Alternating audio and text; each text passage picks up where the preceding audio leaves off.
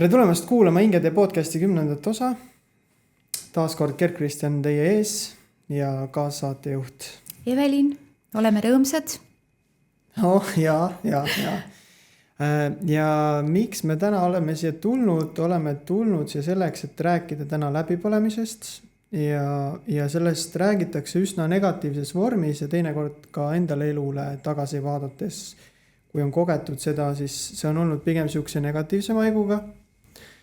Aga tegelikult võib siin olla ka see, millest me täna saame kindlasti rääkida, et see läbipõlemine tekitab mingi teatud sort järkamise või nägemise oma elule, et see, kuidas ma senini toiminud olen, ei ole jätkusuutlik ja keha annab mingid märke sellest. Aga võib-olla alustuseks mul olekski hea meel küsida kohe Evelini käest, et kuidas sina tunned või oled sa üldse kogenud läbipõlemist ja kuidas sul see kogemus on sellega? Jah, aitäh küsimuse eest. Tegelikult see küsimus on väga sügava mõttega selles suhtes, et ma usun, et me võime kõik öelda, et elu jooksul me väga palju kordi põleme läbi ja seda põlemise äratundmist on tegelikult vahel ette hoiatavalt ta juba hõikab, eks, aga vahel juhtub ka niimoodi, et me ei tajugi selle põlemise olemust ja oleme selle sees juba sügavuti sees. Ja mis on, mida saan ka mina öelda omast elukogemusest, et eks ole nii, et see läbipõlemine on tegelikult mitte tuntav pikalt seetõttu, et vaata inimese sees on olemas väga tugev tahtejõud. See on niisugune energeetiline sügav vorm, mis ei lase meil jääda hetkekski puhkama. Ja see on see, et kui ma olen juba millegi saavutanud, mingil kindlal teekonnal ennast ületanud, siis see läbipõlemine ei tundu selle vahelt üldse nagu sedapidi tuntav, et tahtejõud peidab ära selle taju. Ja siis juhtub see, et ühtäkki sa hakkad tundma, et sa tihedamini väsid, närvilisus tekib, võib-olla isegi millegist tekib hasart, ilma et sa oleks kuidagi nagu seda hasarti endas esile kutsunud, aga see on siis ülepinge. See on see ülepinge, mida me siis kutsume selleks läbipõlemiseks. Ja loomulikult mina saan öelda seda enda kohta ka, et elus on olnud väga-väga palju kordi läbipõlemist. Et õnn on see, et sellel hetkel kutsub elu ise sind kohalollu. Et sa hakkad mõistma, et midagi on sinu sees valesti. Ja esimene märk sellest on üleväsimus, mis siis annab tunda, et puhkad küll, aga ennast välja ei puhka. Lähed magama, aga und ei tule või ärkad tihedamini ülesse. Et eks ka läbipõlemist mingis mõttes põhjustavad ka teatud energeetilised kohad, kus me liigume, mis võib lisaväärtusena süüa meie jõudu ja paneb inimese alateadvust ennast tunnustama. See on üks niisuguseid ka nüansse, mis tegelikult inimese teadvust väga palju mõjutab, sest ei ole ju ainult meie enda elumuster, milles me ajas edasi liigume ja toimetame see, mis määrab seda, kuidas meie elujõud liigub ja kuidas meid ümbritsev annab meile veel lisajõudu ja lisaväärtust, et tihti seda läbipõletimist mõjutab ka keskkond, mõjutavad vaimolendid, vahel võivad mõjutada ka meie kolleegid, kes meid ümbritsevad, et kui me ei oska kas natuke seda distantsi eemale tõmmata, enda jaoks analüüsida neid hetki, mille sees me oleme, et kuidas me saame seda puhkemomenti tekitada endale, eks. Hästi oluline puhkemoment tegelikult on see, et sa iga tööpäev, kui sa oled selle oma töise eluprotsessi sees, suudad võtta 3-4 minutit enda jaoks aega, lihtsalt istuda vaikuses see hetk, kui see on võimalik. Tänapäeval on võimalik juba luua neid võimalusi, kus inimesed lähevad ruumi, kus saad vaikuses istuda, et tänuväärt selline võimalus on inimeste jaoks loodud, eks, ja see on tegelikult väga oluline, sest see hetk puhata on vägagi vajalik. No tegelikult kuulates siin ka teisi inimesi, siis väga palju ma kuulen ka seda, et kes on inimesed tulnud väga vaesetest peredest või rasketest kohtadest ja siis on soovitud teha teistsuguseid otsuseid ja valikuid, kui on nende vanemad teinud.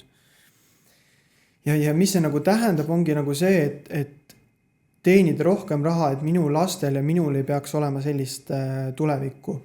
Aga see soov on hästi tugev sees ja selle pinnalt teha nagu tööd ja oma tegemisi, oma ettevõtlust või ükskõik mis töid 2-3 kohal töötades. siis ma näen, et see on ka see koht, kuhu inimesed tegelikult takerduvad ja mis tekitab seda läbipõlemist, et soov saavutada kogu aeg rohkem. Ja kui ma vaatan nagu oma nagu elule tagasi, oma nagu kogemusele tagasi, siis olen ka vähemalt 2 korda läbi põlenud, 1 kord oli sihuke piiri peal juba, et kas ka see kord, aga sain nagu juba nagu sellele asjale kiiresti jälile ja sain nagu peatuda. Aga eks see tuleb ka sellest, et sa soovid kogu aeg saavutada rohkem, sa tahad pakkuda teistele inimestele rohkem ja su soov elada ei ole lihtsalt ära elada, vaid sa soovid elada nii, et sa päriselt tunned ennast hästi ja su lähedased tunnevad ennast hästi. Ja teinekord selles materiaalses maailmas, kus me täna elame, kapitalistlikus siis ühiskonnas,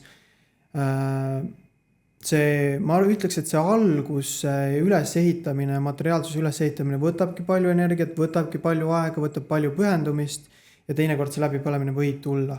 Aga ma usun, et läbi tasakaalu on võimalik ka seda materiaalsust luua, et alati ei pea seda juhtima nii. Et ja ma usun ka seda, et kui teha elus nagu asju, mis sulle ei meeldi või sa täidad kellegi teise unistusi seeläbi, et ma ei tea, kas oma vanemate unistusi või keegi sõbrannade unistusi, et sa pead seda tegema, kuskile kooli minema õppima sellepärast, et keegi teine on seda öelnud, et see on siuke prestiižne amet, et sinna võiks olla.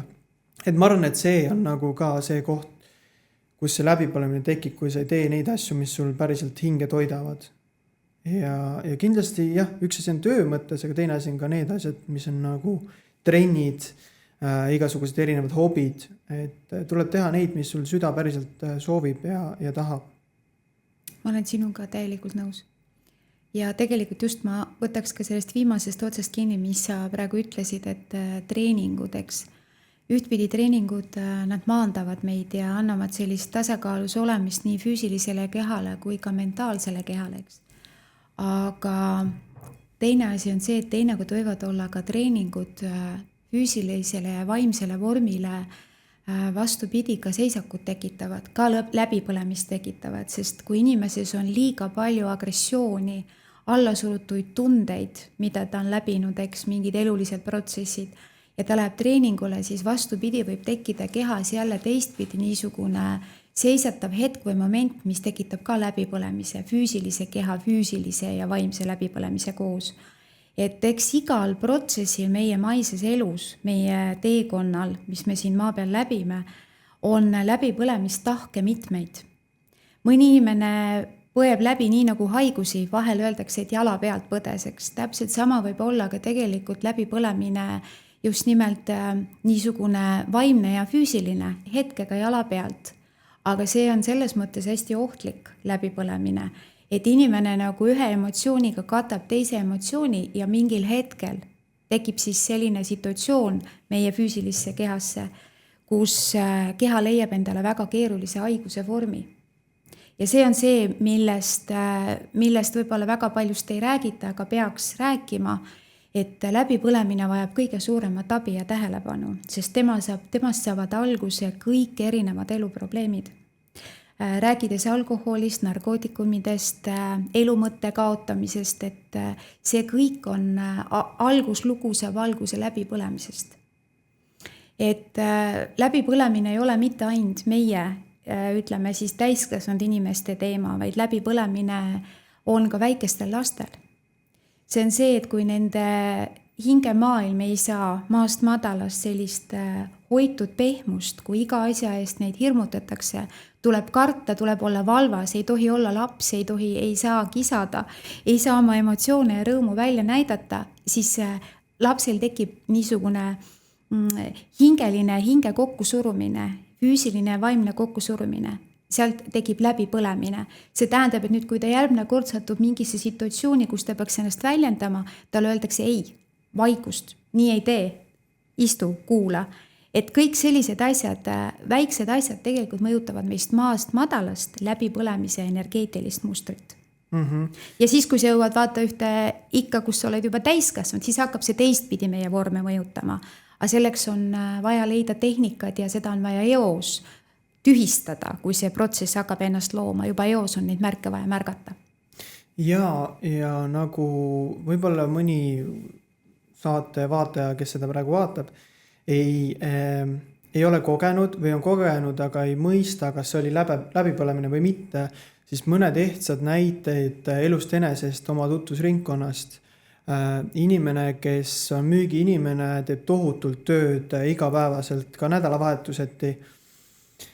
On üks hetk oma magamistoa voodis, ärkab üles ja tunneb, et ta ei saa oma keha liigutada. Tal ei ole võimalik oma jäsemeid liigutada, mõistus nagu tahaks, aga sul ei ole võimalik liigutada.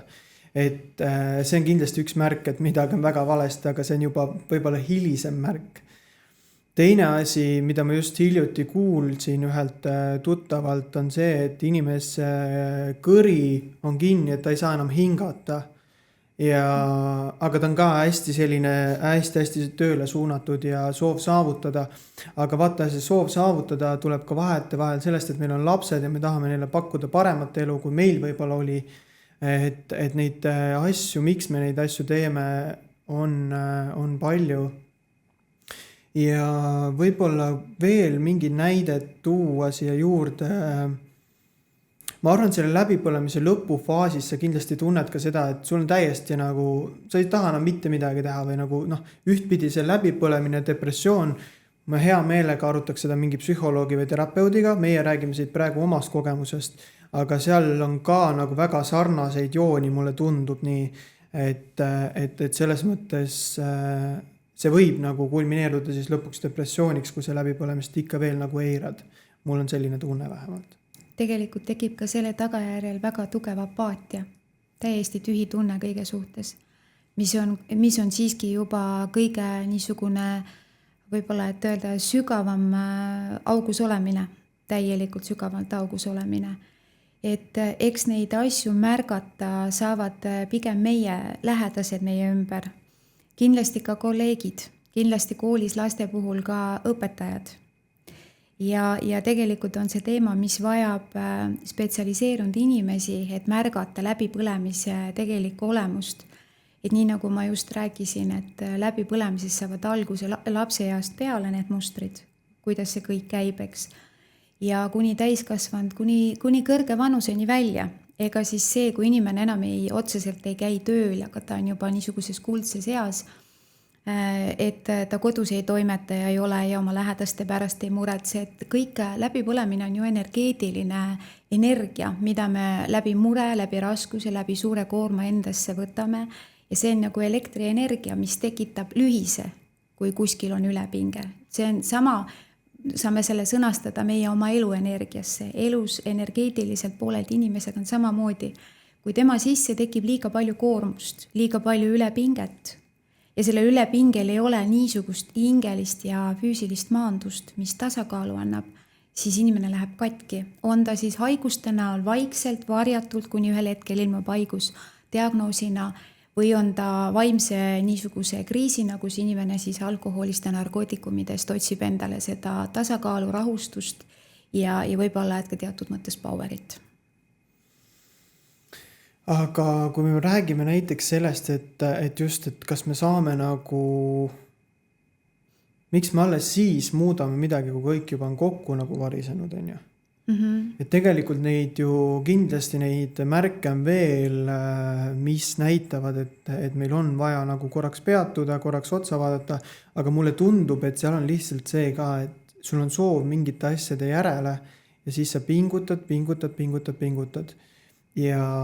Ja no väga paljud inimesed ei tajugi, mis nende kehas toimub. Neil on kogu aeg see, et ma pean selle saavutama, selle tegema, on ju. Ja siis see nagu justkui tegelikult kaugened iseendast. On ainult need saavutused, mille järgi sa ihaldad. Ma räägin veel kord, ma ei räägi sellest, et inimestel ei peaks olema soove või saavutusi või eesmärke. Kindlasti ülivajalikud asjad. Aga ma julgen uskuda ja julgen öelda, et elu saab elada ka natuke tasakaalukamalt kui see, et ainult need eesmärgid ja unistused, mis on vaja nüüd tohutult täita.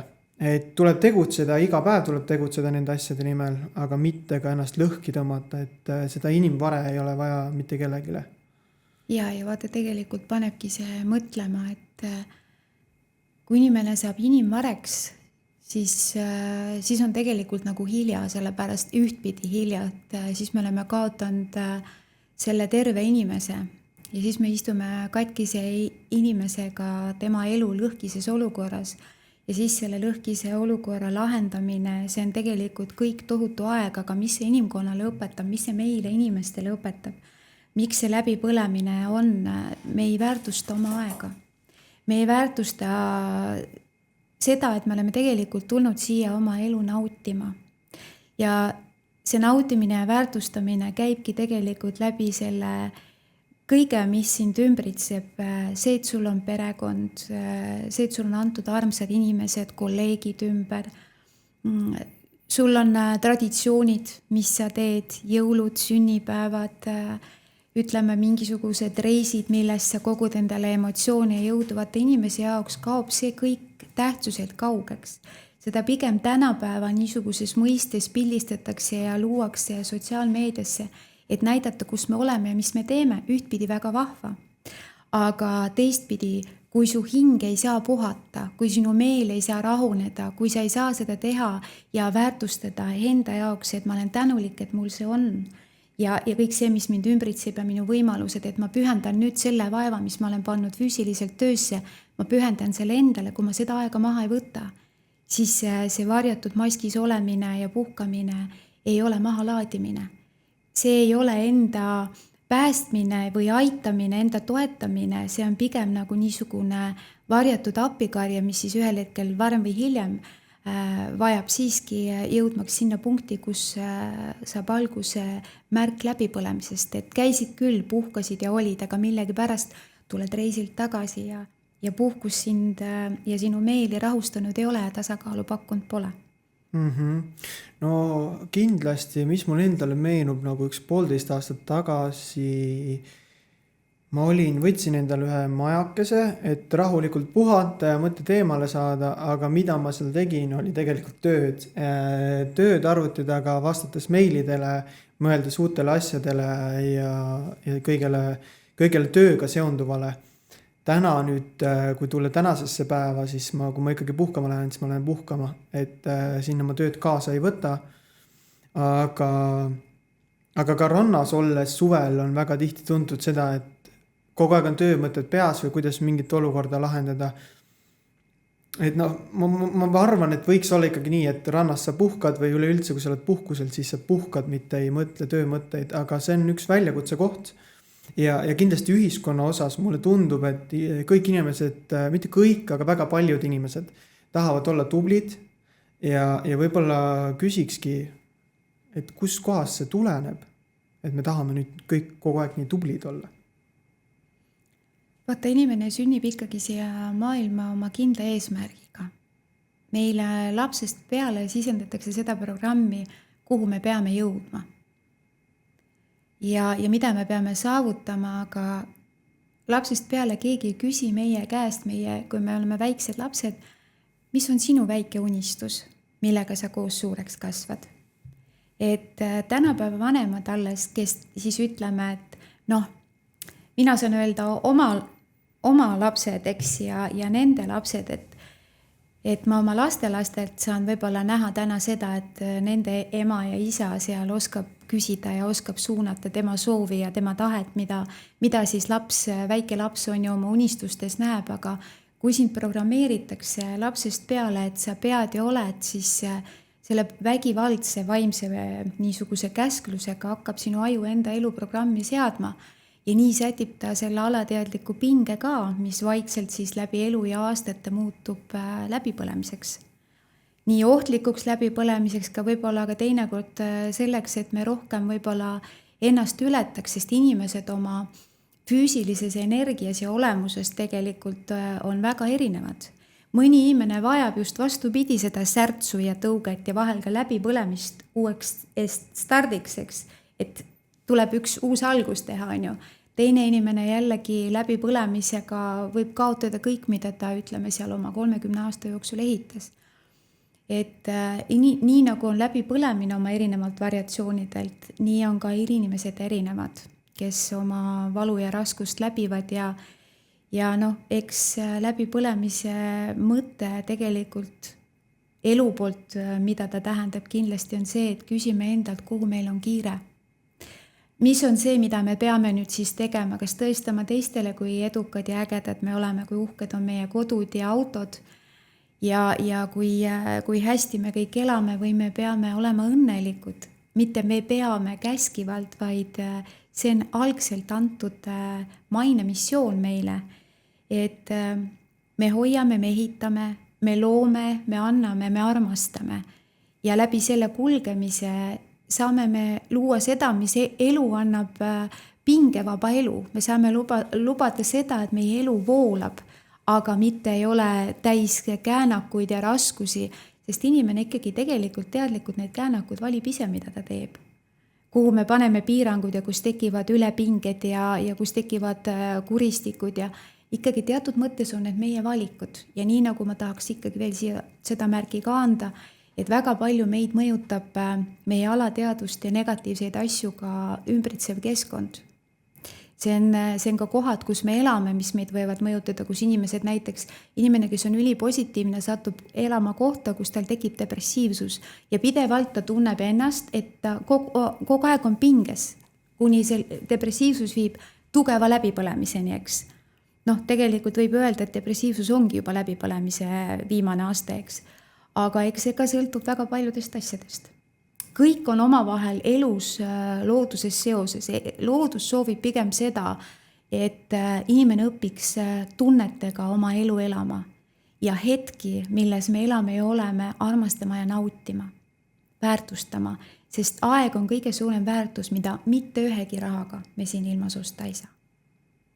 No kindlasti nii on.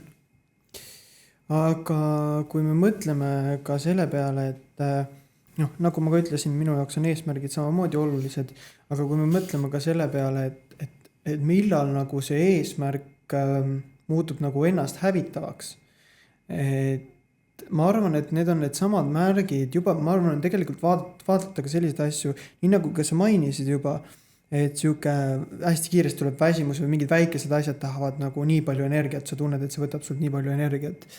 Ja teine asi on nagu vaadata oma kalendrid, millal sa viimati puhkasid.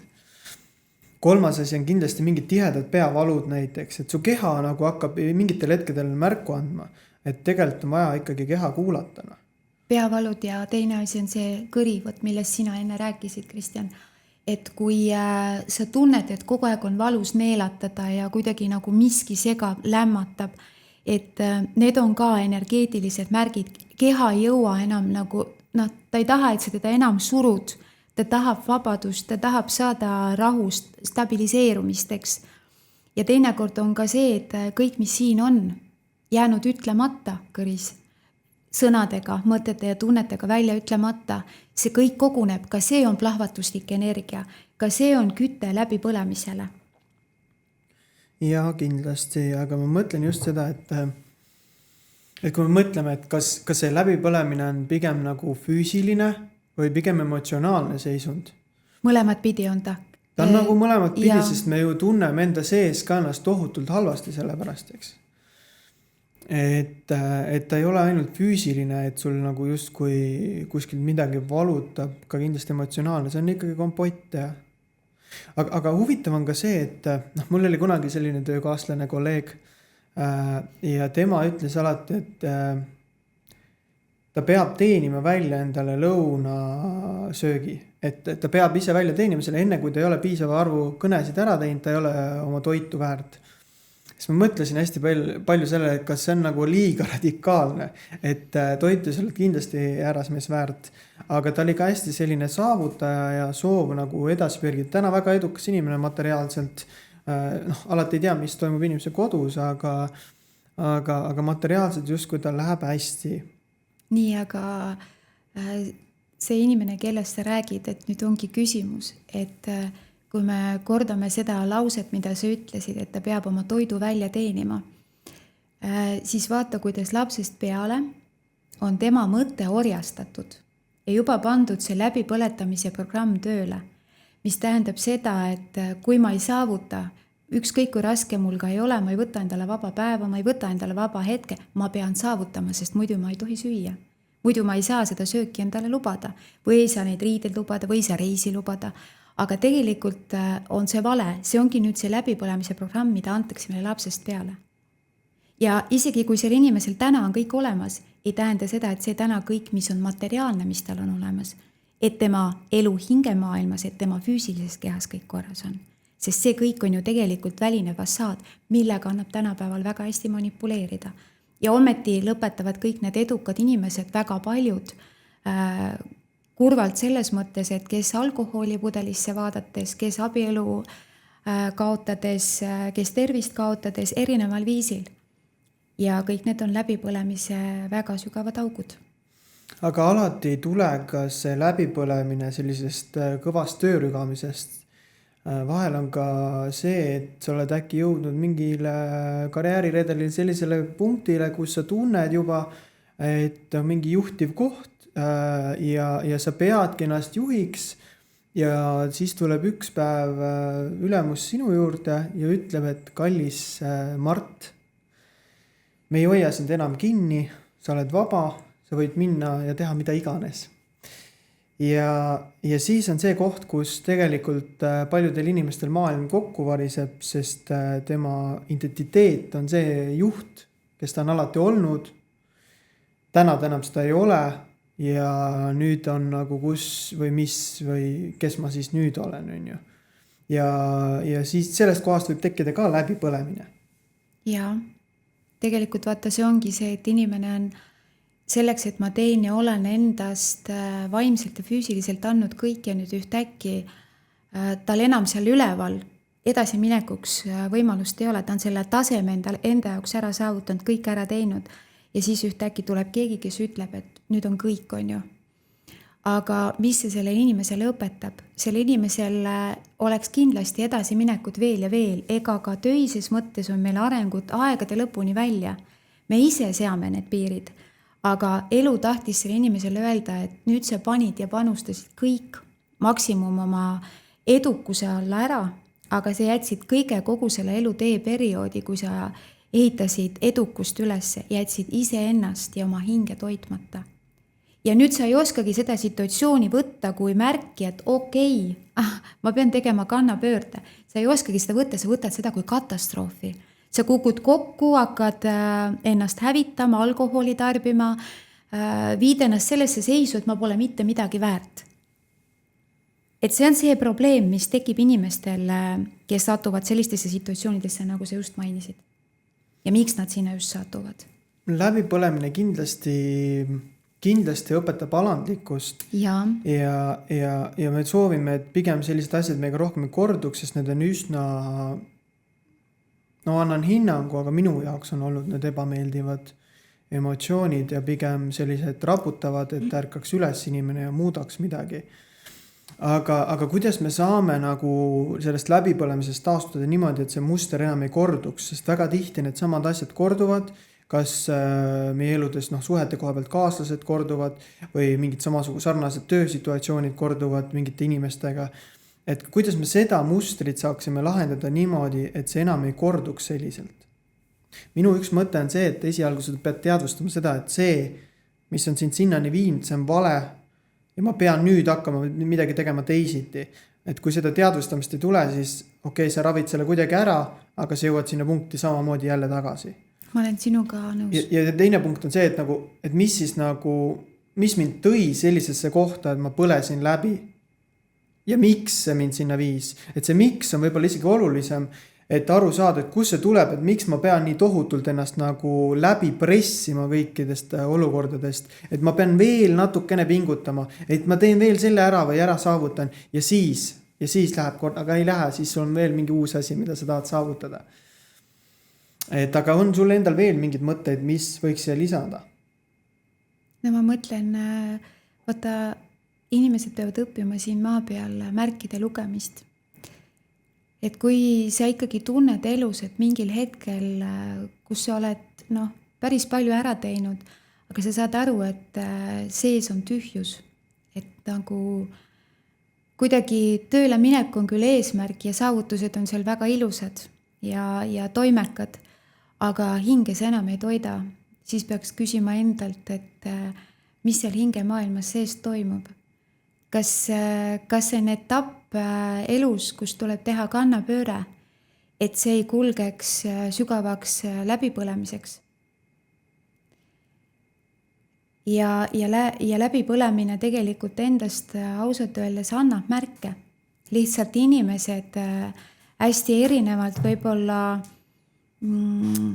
loevad neid, võt inimesed satuvad mingis mõttes elu töistest toimingutest tihti sellisesse hasarti. Et kui sa oled hasardis sees, siis sa seda nagu püüad vältida, mõtled, et hea küll, et see peavalu ja see seljavalu ja nüüd äkki nagu on kõik minuga tekkinud, et noh, küll see läheb üle, on ju. Aga tegelikult näitab see kõik inimese enda jaoks, et see on depressioon, see on hetk, kus me olemegi selles mustas augus ja nüüd me peame tegema kannapöörde. Kannapööret ei ole raske teha, kui me oskame võtta aega enese jaoks. Me peame selle ära õppima. Juba esimesed märgid elus, mis näitavad, et sa oled kuidagi raskes seisus, tuleb teha kannapööre. Et kui see raske seis on isegi lihtne tööle minek, kus sa ei suuda enam kolleegidega rääkida, või koju õhtul jõudmine, sul ei jätku enam oma lähedastele jagada energiat, see on läbipõlemine. Et hästi palju tuleks viibida tegelikult looduses, vaikuses ja sellises energias, kus inimene saab tasakaalustuda. Et me ei tasakaalustu kui teised inimesed meid ümbritsevad. Me tasakaalustume looduse harmoonia keskel. Et võimalikult palju aega tuleb võtta enesele looduse keskel olemisega. See ei ole niisama jutt, et lihtsalt rääkida, et jalutage ja kõik läheb kergeks. Ei, jalutamine on energeetiline liikumine. Et kui me elus liigume enda arvates kogu aeg ajas edasi, toimetame, meil on mingid päevaplaanid, tegemised, siis see on niisugune, ütleme, natukene võib-olla maiselt illusioonne liikumine.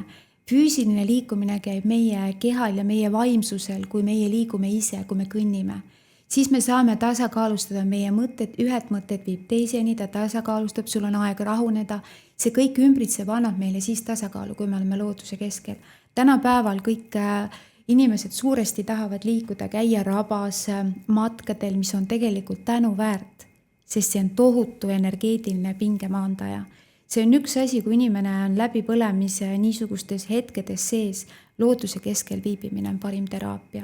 Ja siis loomulikult kõik see, et kuulata neid inimesi, kes saavad rääkida nendest teemadest, kes on juba läbipõlemisfaasis olnud, et kuidas neid asju tasakaalustada ja kuidas aidata ja et kõigel on olemas lahendus. Ei ole ka läbipõlemine teema, mille puhul võiks öelda, et on suletud uksed. Kui inimene tahab ja inimene püüab ja kui meil on soov, me leiame alati abivahendid, kuidas ennast aidata ja kuidas ka kindlasti eos neid läbipõlemisi oma elus ära hoida. Jaa, ma hästi palju olen mõelnud just selle peale ka iseenda elul jälle vaadates, mõeldes selle peale, siis on ju hästi oluline roll empaatial iseenda vastu ja ka selles kriitikas, mida me iseenda vastu loobime. Need on väga jõhkrad asjad, mida inimene ise endale saab teha, sellist kritiseerida ja raputada endale tuhka pähe iga asja eest, mida sa teed. Ma eile käisin ühe naisterahvaga jalutamas ja samamoodi me rääkisime temaga ja ma ütlesin talle täpselt samamoodi, et seda ei ole mõtet teha. Aktsepteeri seda, et sa käitusid võib-olla valesti. Jah, ma käitusin valesti, ma sain sellest aru. Kõik. Ma ei raputa endale tuhka pähe, ma ei lähe iseendaga kuidagi konflikti, ma teadvustan seda ja ma muudan seda. Ja me kaldume, kõik inimesed kalduvad teelt vahetevahel kõrvale. See on fine. Aga sa tead, et see, mis sa tahad, mida sa soovid, on midagi muud ja ma muudan seda. Et see on see koht, kuhu nagu peaks vaatama, sest mõtleme korra koos, kuhu see sind viib, kui sa kritiseerid kogu aeg ennast. Kuidas see sind tundma paneb? No ilmselt ei pane hästi tundma, ilmselt sa oled minuga nõus. Et see kriitika, see on õppekoht ja ka mina ei ole seda veel ära õppinud. Me kõik peame sellele tähelepanu pöörama ja vaatame sellele otsa. Aga jällegi, mitte kõik, vaid inimesed, kes tahavad, et see on jällegi nii. Eks see tegelikult ongi, kallis Kristjan, õige, et tahtmine peab olema inimese sisemine valmidus. Kui inimene seest poolt ei ole valmis oma elumustreid ja elukäike parandama, ennast analüüsima, siis ei saa juhtuda imed. Need imed, mis meile kaasa on siia ilma kodeeritud, et ei ole keegi programmeeritud sünnist surmani elama hävingutes ja kannatustes, et tegelikult me ikkagi ise väga palju võtame seda rumalust enda peale ja võib-olla ka kohati külma egolisust, mis tuleneb ka mõnes mõttes meie kasvatusest ja see on tegelikult põhjus, millega me nende kõikide kurjade enesehävitamistaktikate juurde jõuame, kaasa arvatud läbipõlemine. Aga kui me mõtleme, et see oli väga nagu oluline, mis sa välja tõid, see looduses olemine, looduses viibimine, mulle endale meeldib looduses olla ja viibida, vahetevahel sa kuidagi unustad ennast nende tööasjade sisse taaskord, aga see on oluline ja seal on oluline käia. Aga mida ma mõtlen, et näiteks kui me räägime ka suhetest ja lahkuminekutest, sellest teemast me räägime kindlasti veel. See on täna minu jaoks hästi põnev teema ja see sütitab mind kõik see, mis seda ümbritseb ja kui valus on peale lahkuminekut.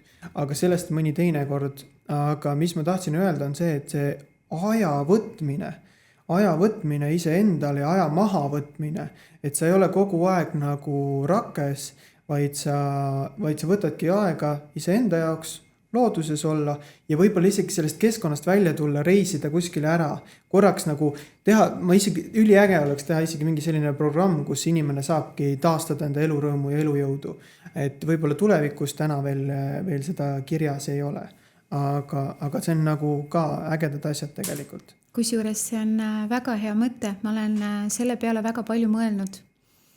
Et olles siin maailmas kõndinud juba natuke vähem kui pool sajandit, olen ma mõelnud väga palju sellele, et nende kogemuste põhjal, mida ka mina kogenud olen, kindlasti on võimalik panna paika selline, ütleme, kava või programm siis, millega on võimalik meil tegelikult need niisugused kriisid palju kergemini läbida, kui me oleme neisse sattunud ja hingele anda jõudu ja toepunkte, et kõik on tegelikult lahendatav. Et eks siis tulevikus me Kristjan kahekesi koos mõtleme sinuga, paneme selle plaani paika ja ehk tuleme millalgi inimeste ette mõne laheda mõttega ja viime selle ellu, sest meid, kes me siin oleme ja meid, kes sealpool kaamerat meil istub, neid inimesi on ju väga palju, neid hingevalu hetki ja raskusi, kus tõusta on vaja, nii et abikäsi on ju väga vaja. Ja veel kord ma võib-olla ennist mainisin, aga see läbipõlemine ei tule selleks, et meid karistada, tegelikult see tuleb selleks, et me saaksime uuesti valida võib-olla selle päris asja, mis me päriselt teha tahame, kuid väga tihti me sellel hetkel, kui see läbipõlemine on, me tunneme, et meid on karistatud ja see on meie jaoks kõige hullem asi, mis saab olla. Kindlasti see seda ei ole, aga ma tahaksin küsida sinu käest, Evelin, et kuidas sa tunned, mida sina sellest läbipõlemisest õppisid inimese kohta kui enda kohta? Et mida ma nagu ise endasse õppisin? Jaa, kui sul see läbipõlemine oli? Kui väärtuslik on võtta aeg ise enda jaoks. Vaata, kui sa oled ema, käid tööl, teed tegemisi, on inimesi, kelle muresid sa igapäevaselt jagad, kannad endaga kaasas. Minu jaoks oli ühel hetkel seda juba kõike niivõrd palju, aga ma tundsin kogu aeg naisena ja emana, et ma pean olema olemas, ma pean olema kohal, mul peab olema seda jõudu ja siis, kui ma üks hetk sain aru, et ma enam hommikul tõusta ei jõua, et hing karjub api jõuetusest, siis ma mõistsin, et midagi on väga valesti. Ja no loomulikult hakkas see ju kõik ka tervise peale ühel hetkel ja mitte vähe. Ja see vististi oli nagu selline üks viimastest sellistest läbipõlemistest, kus ma tundsin, et ei. Et aitab, jalad tuleb alla seada ja nüüd tuleb anda abi ise endale. Et kui muidu lausud tarku mõtteid ja annad inimestele teele häid mõtteid ja kaitstust, siis nüüd tuleb anda seda kõike endale veel rohkem. Sest kui sa jagad teistele palju armastust ja head, et inimestel läheks hästi, eks, et siis tihti on nii, et sa annad endast nii palju, et sa unustad enda ja minule oli see väga suur õppetund. aga mul on hullult selles elus vedanud, mul on ägedad lapsed ja abikaasa ja nunnud lapselapsed, kes mulle seda jõudu ja hingekosutust annavad, nii et mina siit olen endale leidnud väga palju jõudu ja tänu sellele ma usun, et ka niisugune läbipõlemise ütleme hetk, mis mul siis siin kunagi natuke aega tagasi oli, et mul oli sellest palju kergem välja tulla, et ikkagi siin on väga tähtis see, et sul on ümber sulle armastatud inimesed. Jaa, see on suur õnn, kui sul on olemas inimesed, kes sind toetavad ja armastavad, et see ei ole lihtne olla üksi ja ma arvan, see on paljude inimeste kõige suurim karistus. Ja, sest vaata tihti ei märgata ka seda läbipõlemist iseenda puhul ju ise sa nagu ikkagi teed tööd ja mõtled ja toimetad, aga kui sul on lähedased ümber, nad ikkagi märkavad, kas sa oled kuidagi närvilisem? Aga kas sa siis alati kuulad neid, on ju, et kui sa oled ikkagi selle nagu mustri sees, siis sa hoiad seda mustrit kinni, eriti kui need ongi, ma räägin, mingid suguvõsast tulevad, et vanemad on juba siuksed töökad inimesed, et mis mõttes sina siis ei ole, on ju. Võib-olla mõnes peres mõned siuksed loderdajad ka on, aga üldjoontes on see, et kui vanemad on töökad, miks sina ei peaks siis olema, on ju? Siinkohal on üks hästi huvitav märgus, mis ma tahan teha, et need eelnevad põlvkonnad, neil olid kõigil hoopis teistsugused energeetilised mustrid, vaata see aeg, sõjaajad, kõik, mis on olnud, mis meie vanaema seal, kui meie vanema laps oli, minu vanaema tähendab laps oli, siis ta ju sõjaaja laps, kes on kasvanud ja nende energeetiline vorm ja tugevus oli tollel ajal hoopis midagi muud, mis on tänapäeva inimene on oma geneetikast nii õhukeseks jäänud ja sellest tuleneb ka ühiskonnas nagu see nagu jõuetuse nurk, mida on vaja ravida, mida on vaja aidata ja just nimelt mitte ravida tablettidega, sellest ei ole abi. Ainuüksi sellest ei ole abi kui meditsiiniline pool. Siin on ka vaimset tugevust vaja ja neid õpetustehnikaid, millega inimene saab ennast aidata, et jah, tollel ajal meie esivanemad, nad olid tublid ja tragid, aga tänapäeval on see energeetika nii õhukeseks muutunud. Me oleme nii haprad, et miks ühiskonda või sellesse ajajärku, kus me tänases ajastus oleme, on tulnud vaimsus nii avatuna, ongi see, et inimesi on pandud nüüd mõtlema, et kas te tulete selle algse vormi juurde, kus te loodud olete tagasi ja hakkate mõistma, mis on teie missioon siin maa peal, lisaks sellele füüsilisele rabamisele ja materiaalsusele ja sellele tõestusele. Et kas te saate sellest sügavuti aru ja hakkate sellega tegelema ja kui te ei saa, siis te saate kõik vaimsed haigused füüsilise keha peale, eks, mis vähegi saada on, et õppida ära see olemus, millena te sündinud olete. Te peate hindama elu kui tema olemust, tema sügavust. See on see mõte, miks meile neid õppetunde ja kannatusi nagu selles mõttes elu trükib, et mitte, et meid karistada, vaid meid läbi kõige selle õpetada. Aga tolle ajastu inimesed, kes olid meie esivanemad, nad olid hoopis teise mustriga, nii et tänane ühiskond on hoopis midagi muud, on tõesti palju hellem, palju tundlikum, aga sellel on ka oma positiivne pool. Me saame vaimselt jõuda palju kaugemale kui see etapp, mis seisakus aastasadu oli. Aga võtame vaikselt kokku selle osa. On olnud põnev rääkida, põnev jagada. Ja räägiks veel ja jagaks veel.